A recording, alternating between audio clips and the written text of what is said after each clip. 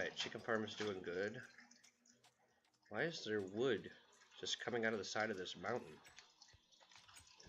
What? Welcome back to Tutorial World. Today, we're going to be working on an semi-automatic tree farm. I like to build my tree farms inside my base, just to make sure that I don't have any creepers or mobs sneaking up on me. But I will leave a one wide hole coming out that is only 5 high, and that is going to be filled with the wood that's going to be pushed out onto my beach for harvest later on.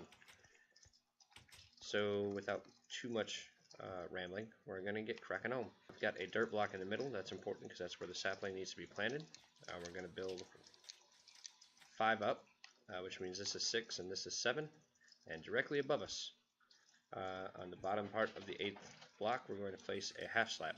That is going to limit my tree growth to ensure that we don't have trees too big trying to spawn in on us and mess with everything up top. We only want trees that are going to have a 4 or 5 wood high coming out of this thing. The next part we're going to work on is setting up the circuit to start the automatic bone meal dispenser. So I'm going to place a observer down. Directly behind that observer, I'm going to have a solid block. The observer, when it sees me plant a sapling, will power that block, send a redstone signal down to a piston down below. I want a redstone block on top of that piston. When that redstone block gets pushed up from me placing a sapling in the dirt, it will power the redstone here, which will turn on a very simple comparator clock. Remember to make sure that comparator is on subtract, otherwise this will not work correctly. And then I want that comparator clock to power the solid block next to where I place my sapling. The solid block is going to have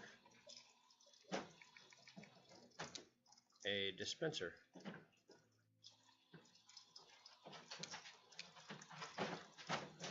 being powered, and that dispenser is going to have the bone meal.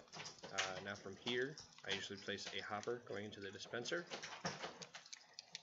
and a chest on top of the hopper, just because placing those blocks there isn't really a detriment, and it'll help limit leaf growth around the trees, so you don't end up stuck inside the tree that you just grew.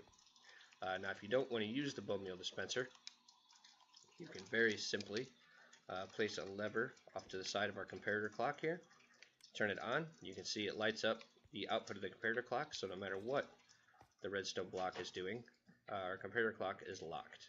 It is important to put it a block behind the hopper, otherwise you will lock the hopper out and anything you put in the chest won't actually make it to the dispenser. And that is the automatic bone meal portion done. If you see, we cause a block update with the observer. It'll push the redstone block up, turning on the clock, and will continually fire the dispenser if there's anything in it. Now for the second portion, we want to turn off the automatic bone meal dispenser, and we also want a way to power 5 pistons in the back that are going to be pushing our wood forward for us. So I'm going to hop down in the hole here next to the redstone block and place a piston facing down. Right above it, I need a second observer that is going to see when the tree grows to a height of at least 2, but you will get taller trees, I promise. And then we are going to place a solid block behind that observer, and using that observer's output, we need to set up a little bit of a timing sequence here. We're going to put a repeater on 2 ticks going into the piston, and then we're going to have a simultaneous line of redstone going right across the piston, like that. So the observer, when it fires, will push the redstone block down, and the repeater will ensure the redstone block stays down while the pistons extend, because remember that bottom piston is going to cause a block update for our bone meal dispenser circuit. We don't want that. So it's basically just going to keep the redstone block down until the pistons have pushed the wood out of the way. Now in order to get the piston firing on the right time, I'm going to make a circuit that what it does is it sees the input, sends a signal through the sand block to power the block opposite. When that block is powered, the piston will shoot up, the sand block will lift, which will depower and give us a single tick coming out of that circuit. And then as soon as the line is extinguished, the piston will retract, the sand will fall back down, and then from there, just about done, guys. Just need to build our piston tower to push the wood forward.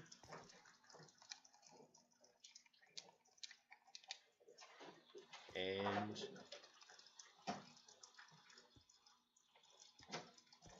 give us some solid blocks on pistons 1, 3, and 5 with some half slabs coming out from them. I'm not going to put the half slab on the top one yet because it'll help me climb in order to place redstone in all the nooks and crannies I need it. And now we have just made a redstone dust tower up to the top to make sure all that stuff gets powered. And the last little bit of modification we need to do, since we're inside and trees need a certain light level in order to ensure that they spawn, we're going to put a piece of glowstone there.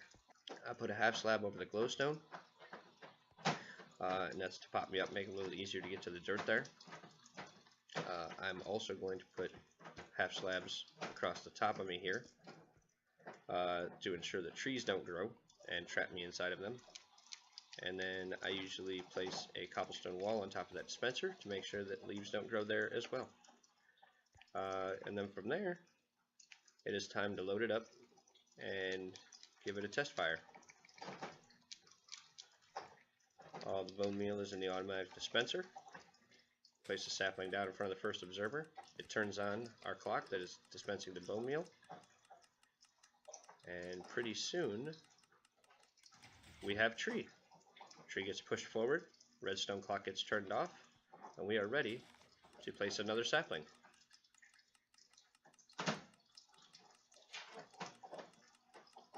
It is observer magic.